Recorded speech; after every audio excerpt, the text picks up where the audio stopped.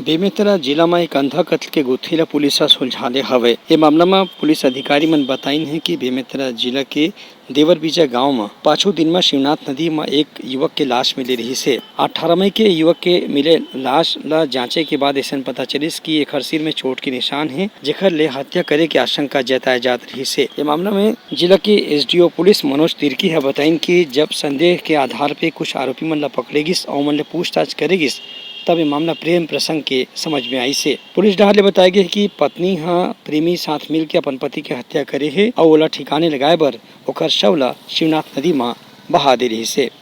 Police चौकी देवरबीजा में सूचना मिली कि खमरिया निकट में एक शव प्राप्त हुआ है, जिस पर पुलिस तत्काल मौके पर पहुंची।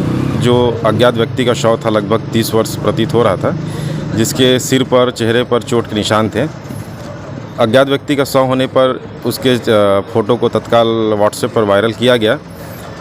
फ़ोटो वायरल करने के उपरांत उसकी पहचान टीकाराम साहू माटरा थाना नंदनी क्षेत्र के रूप में पहचान हुई। इसका पोस्टमार्टम कराया गया और विवेचना क्रम में उसकी पत्नी जो है तीजन बाई साहू और तीजन बाई साहू के प्रेमी